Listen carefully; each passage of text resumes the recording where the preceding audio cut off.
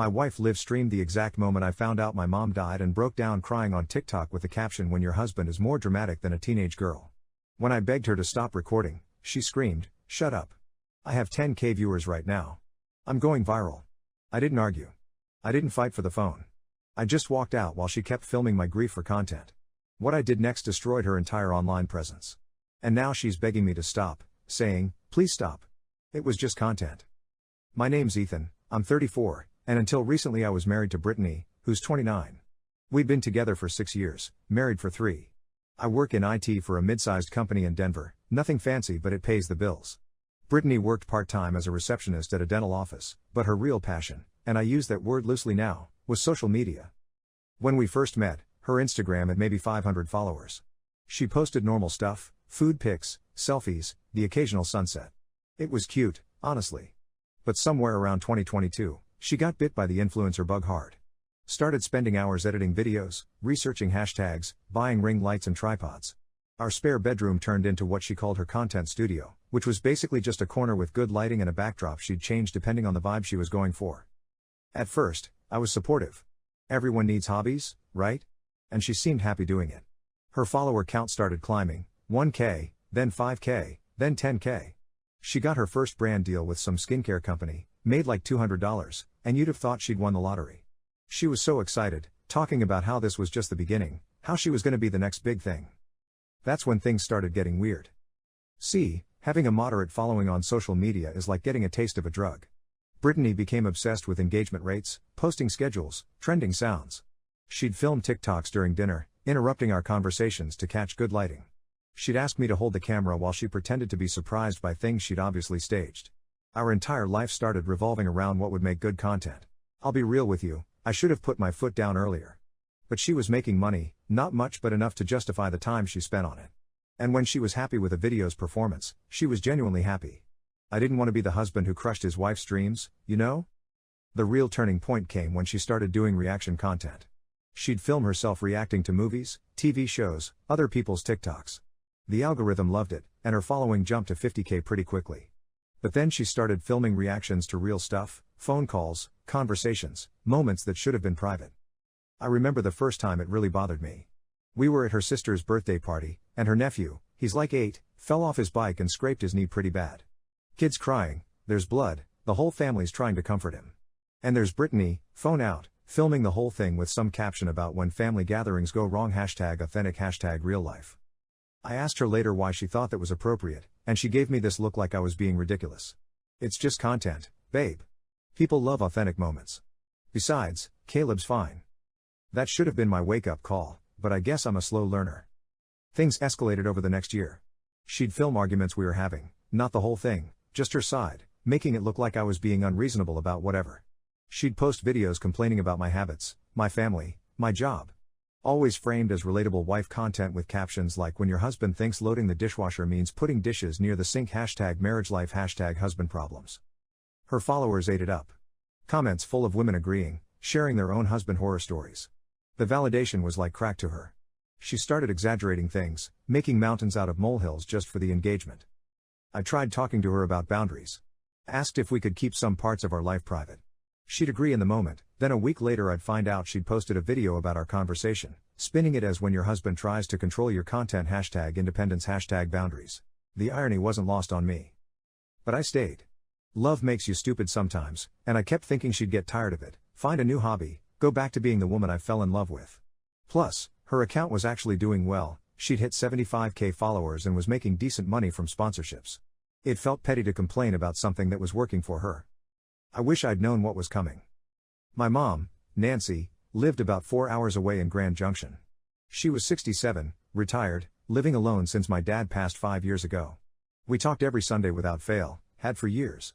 She was one of those moms who remembered everything, my work projects, my friends' names, even weird stuff I'd mentioned months earlier. She had early-stage dementia, diagnosed about 2 years ago, but she was managing it well with medication and a good routine. The call came on a Tuesday morning in March. I was working from home, had just finished a meeting, when my phone rang. Unknown number, but with mom's condition, I always answered unknown calls in case it was about her. "Is this Ethan Walker?" "Yeah, that's me. This is Dr. Emily Brooks from St. Mary's Hospital in Grand Junction. I'm calling about your mother, Nancy Walker. My stomach dropped. You know that feeling when you know something's wrong before they even tell you? That was happening. She was brought in early this morning after a neighbor found her collapsed in her garden. I'm very sorry to tell you this, but she passed away about an hour ago. It appears to have been a massive heart attack. It would have been very quick. I don't remember what I said after that. Something about coming up there, I think. The doctor was professional but kind, gave me information about what happens next, who to call. I was taking notes on autopilot, writing down words that didn't feel real. When I hung up, I just sat there for a minute. The house was quiet, Brittany was at work, wouldn't be home for a couple hours. I should call someone, I thought. My brother in Seattle. My aunt in Phoenix. But I couldn't move. It was like my brain couldn't process what I'd just heard. My mom was gone. Just like that. We'd talked 3 days earlier about her garden, how the tomatoes were coming in early this year. She'd been planning to come visit us next month for my birthday. She'd been making me a sweater, had been working on it for weeks, sending me pictures of her progress. That's when it hit me, and I started crying. Not pretty crying, the ugly, shoulder-shaking kind where you can't catch your breath.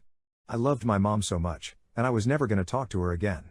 Never gonna hear her voice saying my name, never gonna get another one of her care packages with homemade cookies and newspaper clippings she thought I'd find interesting.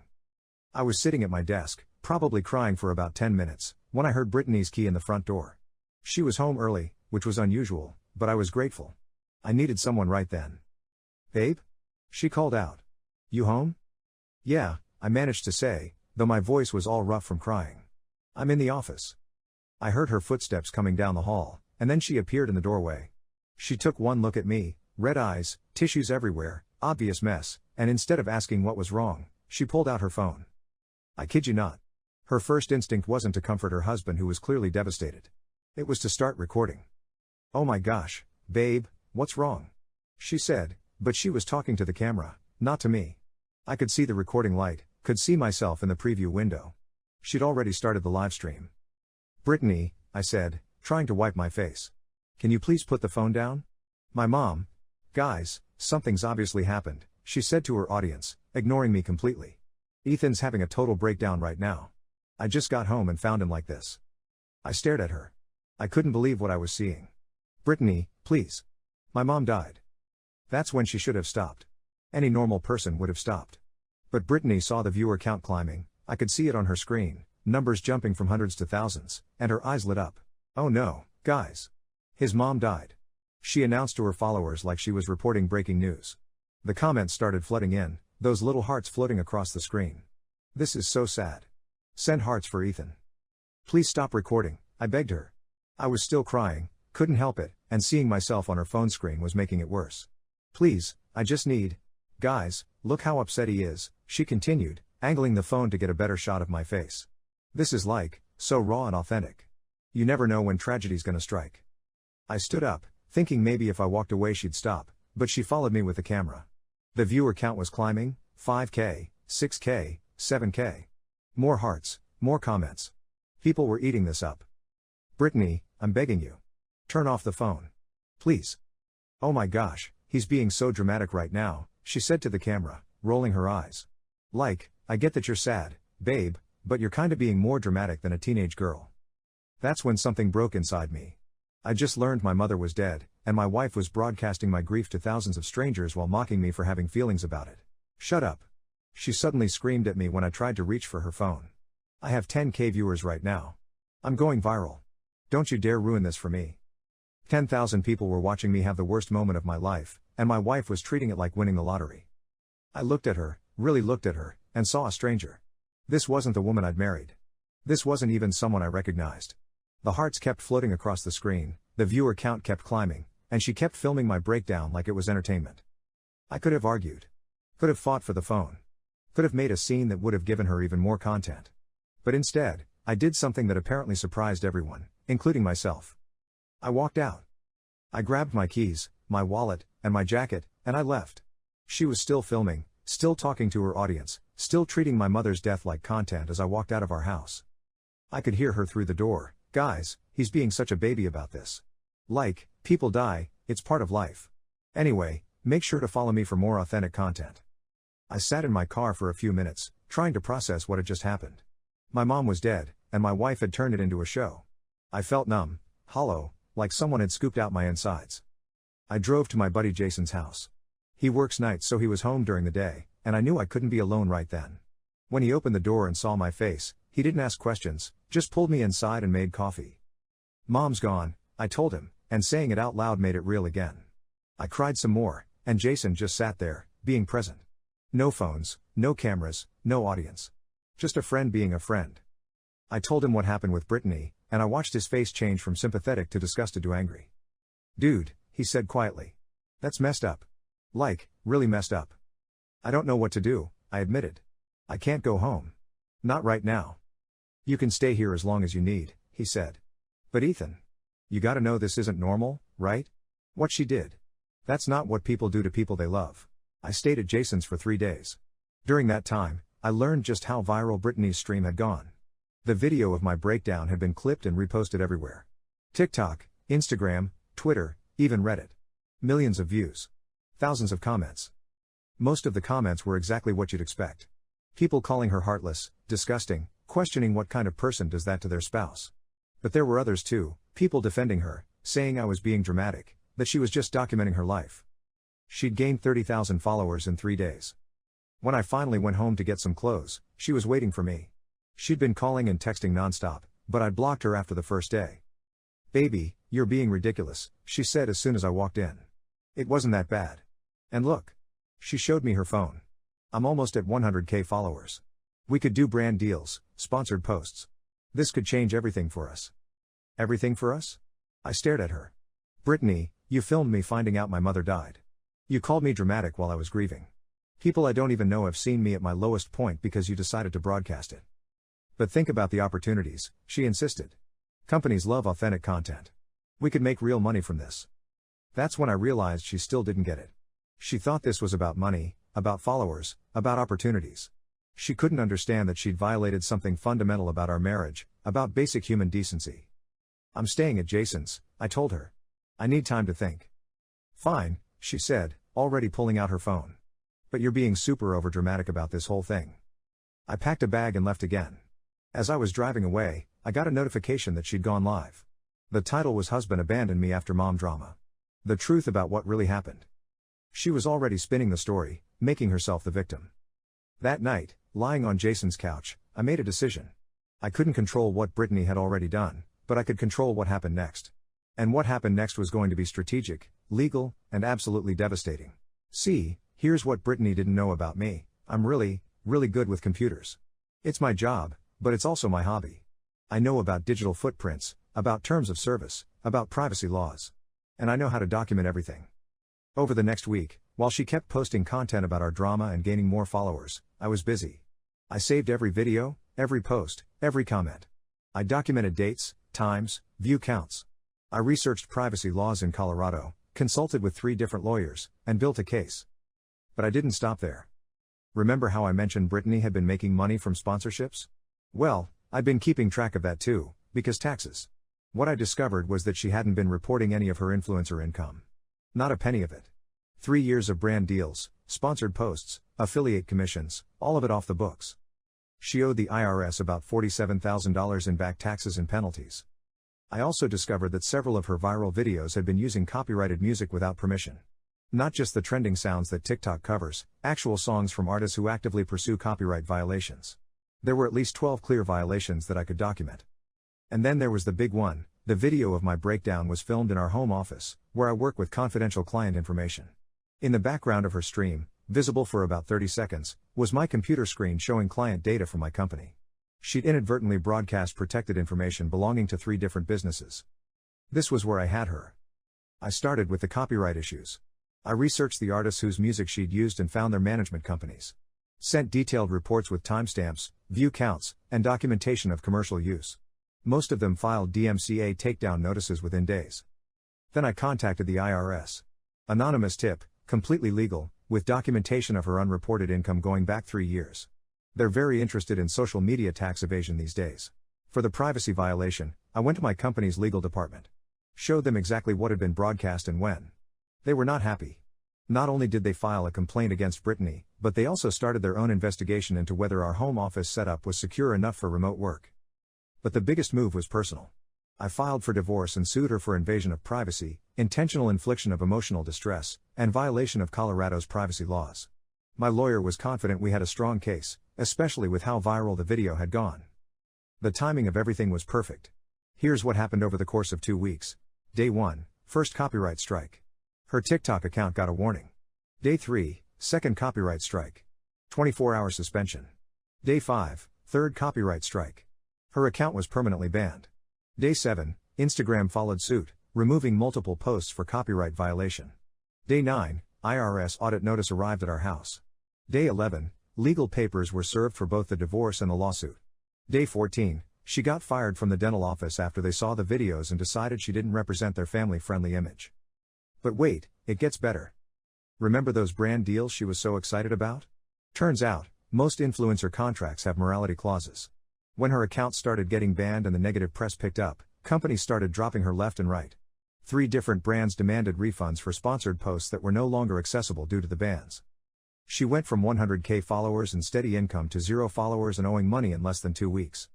The final nail in the coffin came when she tried to start over on different platforms. But here's the thing about the internet, it never forgets. Every time she'd create a new account, people would recognize her as that woman who filmed her husband's breakdown and mass report the account. She couldn't escape her reputation. Meanwhile, I was dealing with my own consequences at work. The privacy violation was serious, and I ended up getting suspended for 2 weeks while they investigated. Thankfully, my manager understood the circumstances and I didn't lose my job, but I had to agree to work exclusively in office for 6 months and take additional privacy training. It was worth it. The divorce proceedings were where everything really came together. My lawyer had documented everything, not just the initial live stream, but all the follow-up content where she'd continued to exploit our private situation for views. We had proof of financial fraud, the unreported income, proof of invasion of privacy, and proof of intentional emotional distress. Brittany's lawyer tried to argue that she was just documenting her life, that social media was her career, that I was trying to destroy her livelihood out of spite. But when we played the video in court, the one where she called me dramatic for crying about my mother's death and screamed about her viewer count, even her lawyer looked uncomfortable. The judge was not sympathetic to her case. I won't go into all the legal details, but let's just say the settlement was very favorable to me. She had to pay damages for the privacy violation, cover my legal fees, and agree to never post about me or our relationship again. She also had to publicly apologize and remove any remaining content that featured me. But honestly, the money wasn't the real victory. The real victory was watching her realize that actions have consequences. About a month after everything was finalized, she showed up at Jason's place while I was there. She looked rough, her hair wasn't done, no makeup, wearing sweatpants and an old t-shirt. This was the woman who used to spend 2 hours getting ready just to go to the grocery store because she might film content there. "Please," she said when Jason reluctantly let her in. "Please stop. It was just content." "I didn't think." "You didn't think what?" I asked. "You didn't think I was a real person with real feelings? You didn't think that broadcasting someone's private grief was wrong? Or you didn't think you'd get caught not paying taxes?" "I'm losing everything," she said, starting to cry. "I can't get another job because everyone knows who I am. I can't make content because I keep getting banned. I'm broke, Ethan. I'm living with my sister and she hates me. Please, can't you just call off the lawyers? Make this stop?" Looking at her, I felt nothing. Not anger, not satisfaction, not pity. Just nothing. This person who I'd once loved, who I'd built a life with, was a stranger to me now. "You made your choice," I told her. "When you decided my grief was content, when you chose your viewer count over your husband, when you kept filming while I begged you to stop. Those were your choices. These are the consequences." "But I loved you," she said. "No," I replied. "You loved the content I could provide. There's a difference." She left after that, and I haven't seen her since. I heard through mutual friends that she moved back in with her parents in Nebraska and got a job at a call center. No social media presence at all anymore. A few months later, I was scrolling through Reddit and found a post in one of those relationship advice subreddits. The title was something like "My ex-husband destroyed my life over one mistake and I don't know how to move on." The details were vague, but I recognized the story. She was still trying to paint herself as the victim, still trying to get validation from strangers on the internet. Most of the comments were telling her she got what she deserved. It's been 3 months now since everything went down. I'm living in a nice apartment downtown, got a promotion at work. Turns out being the victim of a viral privacy violation actually made my bosses more supportive, not less, and I'm seeing a therapist to work through everything that happened. People ask me if I regret how hard I went after Brittany, if I think I took it too far. The answer is no. She didn't make one mistake, she made a series of choices. She chose to film my breakdown. She chose to keep filming when I begged her to stop. She chose to mock my grief for an audience. She chose to turn my mother's death into content for her career. And then, after all that, she chose to double down and make more content about our drama instead of apologizing or taking responsibility. Every consequence she faced was the direct result of her own actions. I didn't make her evade taxes for 3 years. I didn't make her use copyrighted music. I didn't make her violate my privacy. I just made sure the people who needed to know about those things found out. The hardest part wasn't dealing with Britney or the legal stuff or even losing my mom. The hardest part was realizing how long I'd been living with someone who saw me as content instead of as a human being. Looking back, I can see the signs, how she'd always have her phone ready when I was upset, how she'd ask me to repeat funny things I'd said so she could film them, how our entire relationship had become performance art for her audience. I think about my mom a lot. She never got to see how this all played out, never got to know that her son finally stood up for himself. But I think she would have been proud. She always told me to treat people with respect but never let anyone walk all over me. Britney learned that lesson the hard way. The divorce was finalized 2 weeks ago. I kept the house, most of our assets, and my dignity. She kept her shame and a very expensive lesson about the difference between content and real life. I still miss my mom every day. I wear the sweater she was making for me, her sister finished it and sent it to me. It's a little too big, but it's perfect. Sometimes I catch myself reaching for my phone to call her on Sundays, forgetting for just a moment that she's not there anymore. But I'm okay. Better than okay, actually. For the first time in years, I'm living my life instead of performing it. I go on dates now without worrying about whether they'll end up as content. I have conversations without wondering if they're being recorded. I cry when I need to cry, laugh when I want to laugh, and exist without an audience. It's pretty nice, actually. As for Britney, I hope she learned something from all this. I hope she figured out the difference between authentic connection and authentic content. I hope she realized that real life isn't a performance, and that the people you love aren't props for your personal brand. But mostly, I hope she never puts another person through what she put me through. Because next time, she might not get off so easy.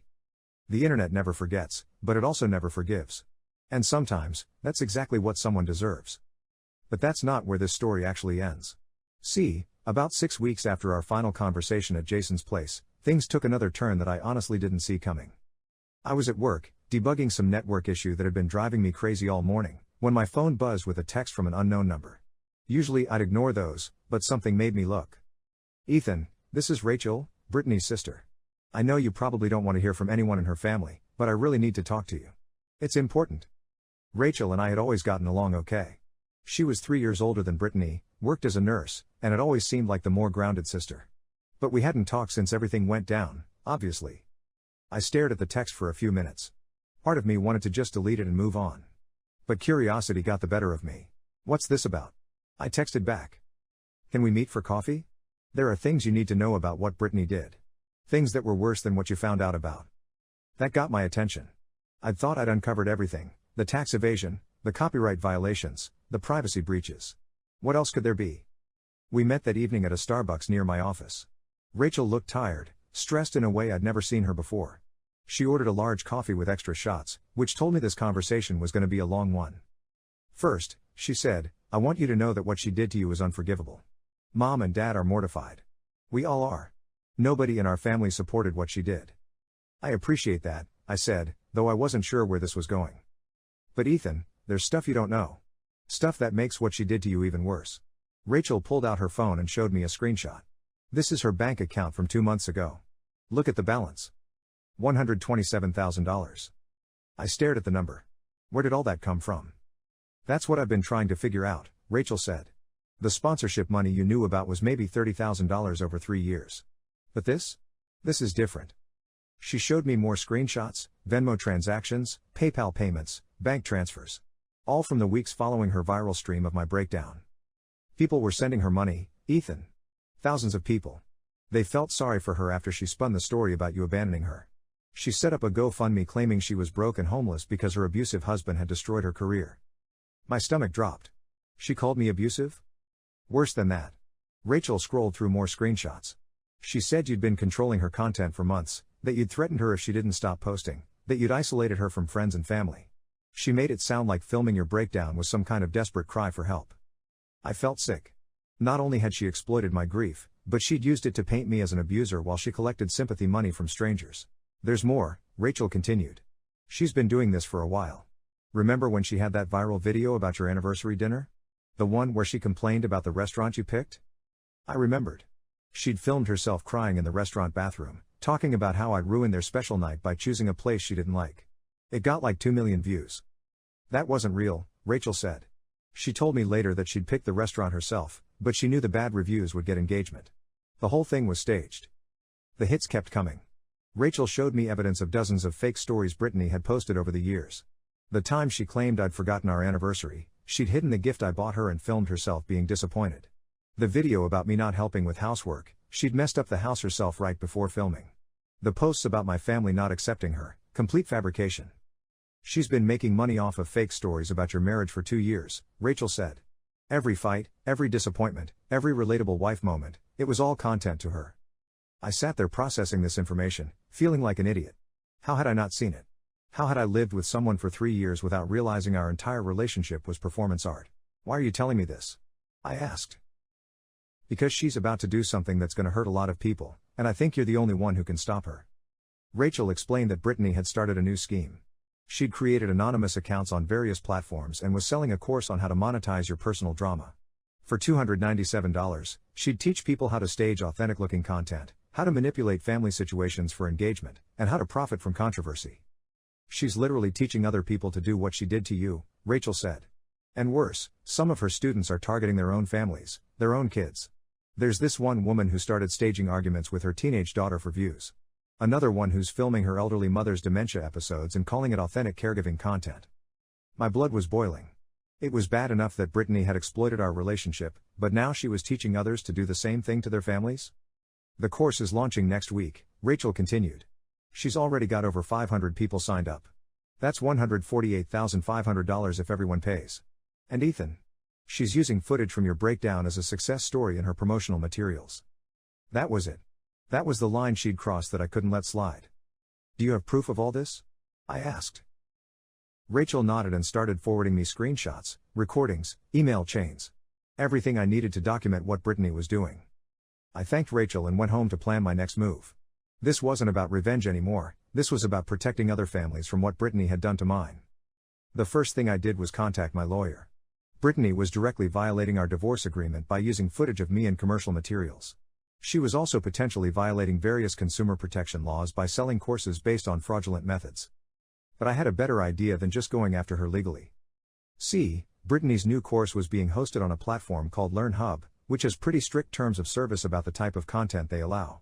They specifically prohibit courses that teach illegal activities, promote harassment, or exploit vulnerable populations. I spent the weekend documenting everything. Every fake story Rachel had told me about, every manipulative tactic Brittany was teaching, every piece of evidence that her successful content creation was actually based on fraud and emotional manipulation. Then I reached out to some of the families who were being affected by Brittany's students. It wasn't hard to find them. Rachel had screenshots of the private Facebook group where Brittany's students shared their content and bragged about their engagement numbers. One woman, Amanda, had been following Brittany's advice to create drama with her 16-year-old daughter for TikTok views. The daughter, Zoe, was being bullied at school because her mom's videos had gone viral in their small town. Kids were making fun of her for her psycho mom who films everything. Another student, Ryan, had been staging arguments with his wife about money troubles they didn't actually have. His wife had no idea the fights were being filmed and posted. She thought they were having real marriage problems and had started seeing a therapist. The worst one was Linda, who was following Brittany's advice to document her mother's decline from Alzheimer's authentically. She was filming her 78-year-old mother's confused moments, her accidents, her vulnerable states, all for content. The videos were getting millions of views and Linda was making thousands in ad revenue from her mother's suffering. I reached out to each of these families directly and explained what was really happening. Showed them the evidence that their mentor was teaching them to exploit their own families for profit. The reactions were exactly what you'd expect. Amanda was horrified when she realized what she'd been doing to her daughter. Ryan was ashamed that he'd been following advice to fake problems in his marriage. Linda got defensive at first, but when her siblings found out what she was doing, they threatened to take legal action to protect their mother. Within 48 hours, I had statements from 12 different families who'd been harmed by Brittany's course content. People whose relationships had been damaged, whose children had been exploited, whose private moments had been turned into public entertainment. I compiled everything into a comprehensive report and sent it to LearnHub's compliance department, along with evidence that Brittany was using footage of me without permission and violating multiple terms of service. The response was swift. LearnHub not only removed Brittany's course but also banned her from their platform entirely. They also issued refunds to everyone who'd signed up, which meant Brittany lost nearly $150,000 in one day. But I wasn't done. I also sent the documentation to the attorneys general in 3 states where I knew her students were causing harm. Consumer fraud, elder abuse, child exploitation, there were multiple potential violations of state laws. The story got picked up by a journalist named Natalie Kim who'd been investigating the dark side of influencer culture. She'd actually been tracking several cases of family exploitation for content and was interested in Brittany's story as a case study. Natalie's article, The Influence Predator, How One Woman Turned Family Trauma into a Business Model, went viral in a completely different way than Brittany's content ever had. It was shared by legitimate news outlets, parenting blogs, and digital safety advocates. The article didn't just expose Brittany, it started a broader conversation about the ethics of family content, the exploitation of children and vulnerable adults for social media fame, and the need for better regulations on influencer marketing. Brittany's response to all this was predictable. She tried to create new accounts to defend herself, claiming she was being cancelled for teaching women to monetize their creativity. But every account got reported and removed within hours. The internet had turned against her completely. She also tried to sue me for harassment and interference with her business. Her lawyer sent a threatening letter claiming I'd cost her $150,000 and demanding I stop sabotaging her career.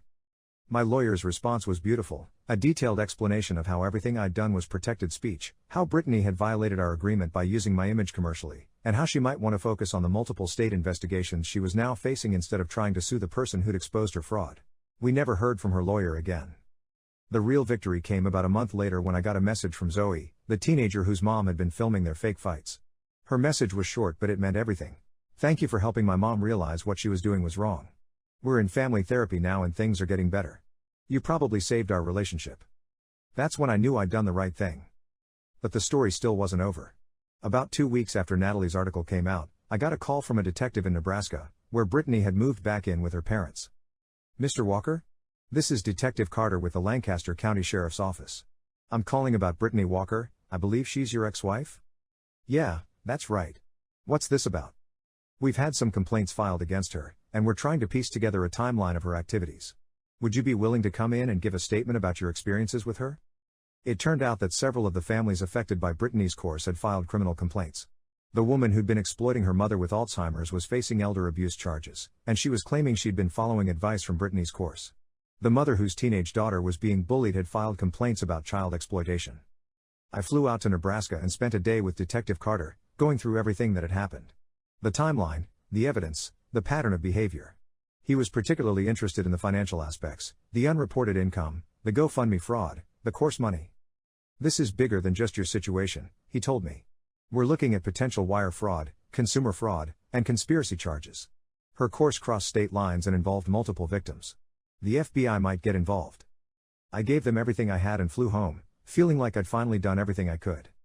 3 weeks later, Brittany was arrested.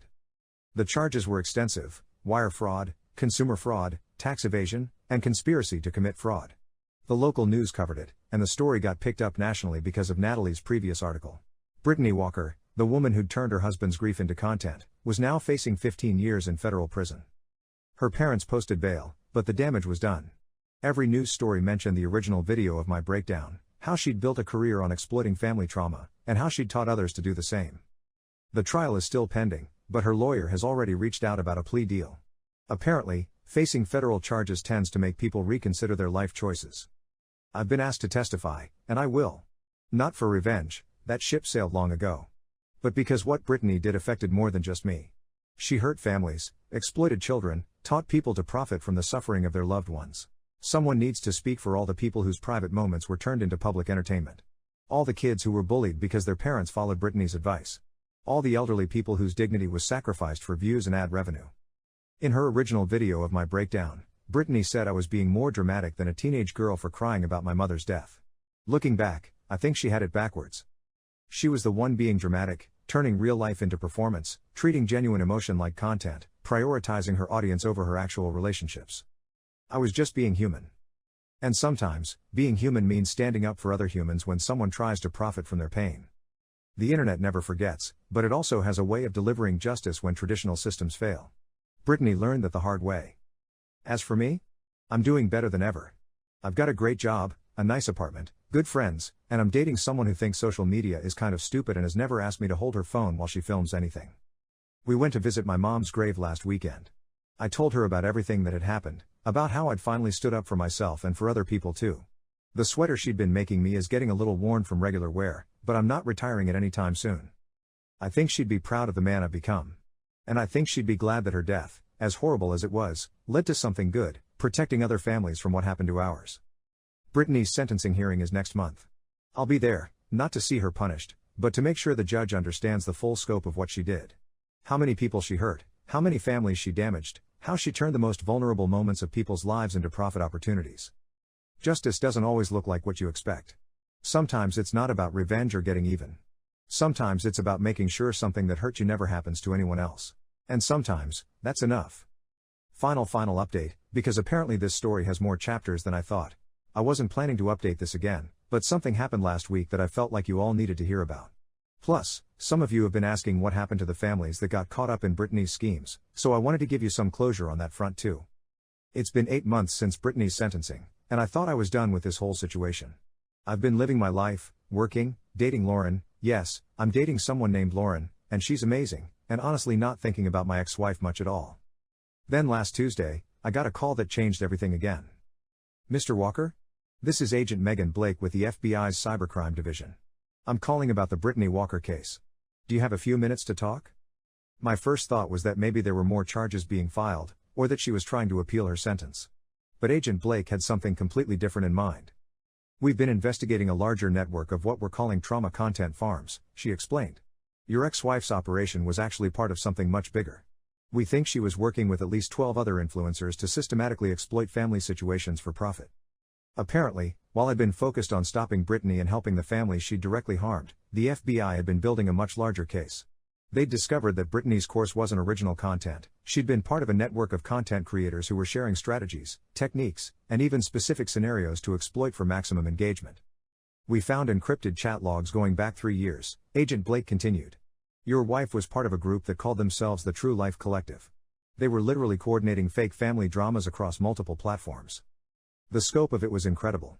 This wasn't just Brittany teaching people bad strategies, this was an organized network of influencers who were systematically exploiting their families, their children, their elderly relatives, all while sharing tips on how to make it look authentic.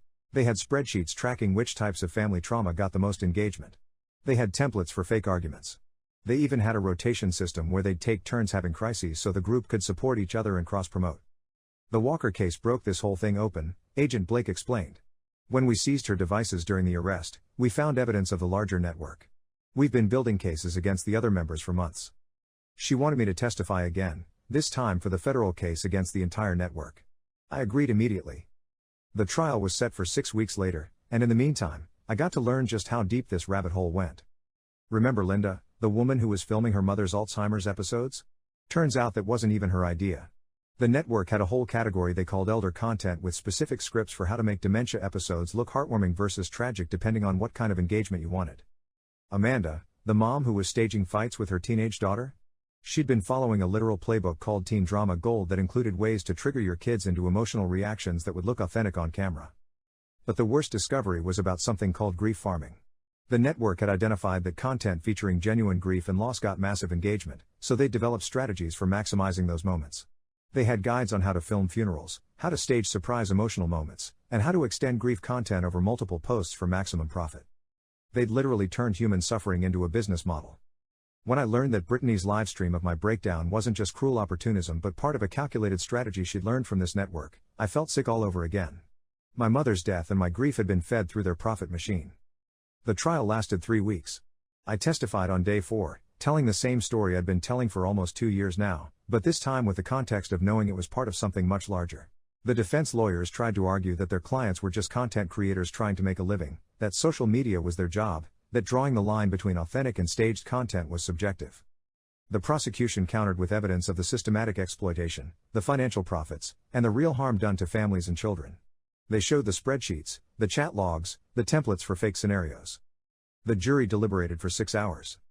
Guilty on all counts for all 13 defendants.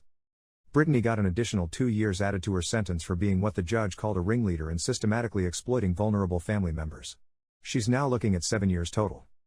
But here's the thing that really got to me. During the trial, I met some of the other families who'd been affected by this network.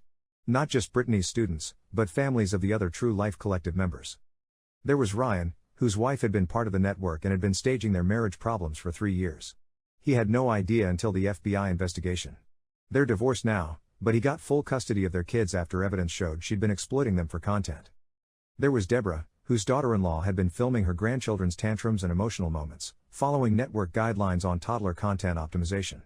Deborah hadn't seen her grandkids in 8 months because her son finally realized what his wife was doing. And there was Brian, whose brother had been part of the network and had been staging fake family emergencies for content. Brian had actually taken time off work and driven 400 miles to help with a crisis that turned out to be completely fake, filmed for a video about family loyalty. Sitting in that courtroom, listening to story after story of families torn apart by people who saw their loved ones as content opportunities, I realized something important. This was never really about me and Brittany. This was about a fundamental shift in how some people view human relationships. These weren't just bad spouses or selfish parents, these were people who'd completely lost the ability to distinguish between genuine connection and performative content. They'd turned their entire lives into shows, with their families as unwitting cast members. After the trial, several of us started meeting regularly. Not as a support group exactly, but as people who'd been through something similar and understood each other's experience.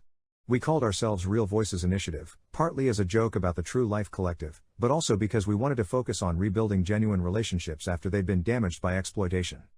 Through these meetings, I learned more about the long-term effects of what we'd all been through. Ryan's kids were in therapy because they developed anxiety about being watched and recorded.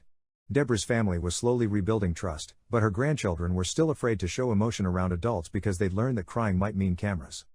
Brian had trust issues with everyone in his family now, never knowing which emergencies were real and which might be content opportunities. And me?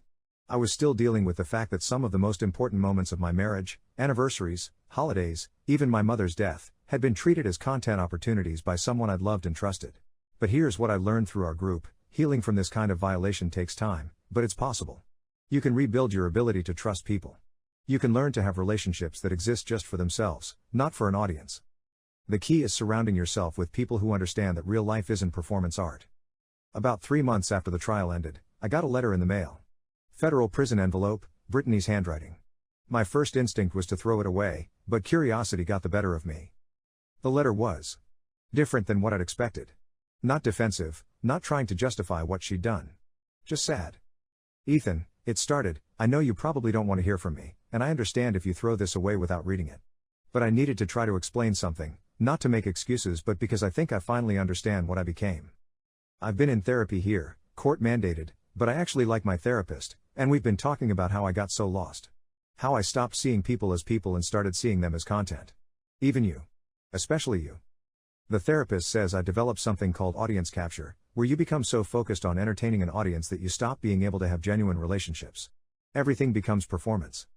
I know this doesn't excuse what I did. I know saying sorry doesn't give you back your privacy or your grief or your mom's memory. I know I hurt you in ways that can't be fixed. But I wanted you to know that I remember who I used to be, before all this. I remember actually loving you, not just loving the content you could provide. I remember being a person instead of a brand. I'm trying to find that person again. It's hard when you've been performing for so long that you don't remember what authentic feels like. But I'm trying. I hope you're happy. I hope you found someone who sees you as a human being instead of content. You deserve that. I'm sorry I forgot how to be human. I'm sorry I tried to make you forget too. Brittany. I read the letter 3 times, then showed it to Lauren, my girlfriend Lauren, not Sister Rachel. I realize this is confusing, but that's life sometimes. She read it quietly, then handed it back. How do you feel about it? She asked. I don't know, I said honestly. Part of me is glad she finally gets it. Part of me thinks it's too little, too late. And part of me is just tired of thinking about her at all. All of those things can be true, Lauren said. You don't have to forgive her just because she apologized. But you also don't have to stay angry forever. That's the thing about healing, it doesn't follow a script. There's no right way to feel about someone who hurt you, even if they seem genuinely sorry. I decided not to respond to the letter. Not out of cruelty, but because I'd said everything I needed to say. The best thing I could do for both of us was to keep living my life, keep being human, keep building real relationships. But I did keep the letter. Not because I'm planning to forgive her or because I think we'll ever have a relationship again, but because it felt important to acknowledge that people can change, even if the damage they caused can't be undone. The Real Voices Initiative is still meeting monthly. We've actually expanded beyond just the families affected by the True Life Collective. We now include anyone who's been exploited for content by family members, friends, or partners. It's amazing how common this has become. Parents exploiting their children for family content. Spouses filming their partner's private moments for views. Friends staging fake dramas for engagement. We've started doing workshops about digital boundaries, healthy relationships, and recognizing when someone in your life might be treating you as content instead of as a person. The workshops have been so popular that we're actually starting a nonprofit. We're calling it United Humanity Network, a resource for people who've been exploited for content and for families who want to maintain genuine relationships in a social media world. I never thought I'd become an advocate for digital wellness, but here we are. Turns out getting your life destroyed by an influencer gives you some insight into how to prevent it from happening to other people. Lauren often jokes that I'm the only person she knows who turned their toxic marriage into a nonprofit. It's not wrong, though I prefer to think of it as turning my trauma into something useful. My mom would have liked that. She was always big on finding the silver lining, on making something good come out of something bad. In a weird way, this whole experience led me to work that feels meaningful in a way my IT job never did. I still do IT, someone's gotta pay the bills, but the nonprofit work feeds my soul in a way that fixing network problems never could. Last week, we got an email from Zoe, the teenager whose mom had been staging fights with her for content. She's 18 now, starting college in the fall, and she wanted to thank us for the resources we'd provided during her family's healing process. "You probably saved my relationship with my mom," she wrote. "More importantly, you helped her remember how to be my mom instead of a content creator. We're close again, and it feels real this time." That email made me cry, the good kind of crying, not the breakdown being live-streamed kind. It reminded me why all of this mattered. Why fighting back against Brittany and her network was about more than just revenge. It was about protecting the basic human right to have relationships that exist for their own sake, not for an audience. As I'm writing this update, it's been almost 3 years since that terrible Tuesday when my mom died and my wife turned it into content. 3 years since my life got turned upside down and broadcast to millions of strangers. I'm not gonna lie and say I'm grateful for what happened. I'm not grateful that my mom died, or that my marriage ended, or that my private grief became public entertainment. Those things sucked and they always will. But I am grateful for who I became because of how I chose to respond. I'm grateful for the relationships I've built with people who understand what it means to be human instead of content. I'm grateful for the work I'm doing to protect other families from what happened to mine. And I'm grateful that when someone I loved forgot how to see me as human, I didn't forget how to see myself that way. The internet never forgets, but people can choose what they do with the memories. I chose to turn mine into something that helps other people remember their own humanity. That feels like the best revenge of all. Update: a lot of people have been asking about the legal stuff and whether what I did was ethical. I want to be clear, everything I did was completely legal and above board. I didn't hack her accounts, didn't file false reports, didn't do anything underhanded. I simply made sure that the appropriate authorities were aware of her actual violations. The IRS deserved to know about unreported income. The copyright holders deserved to know their music was being used commercially without permission. My company deserved to know their confidential information had been broadcast. And the families being exploited by her course deserved to know they were being manipulated. That's not revenge, that's accountability.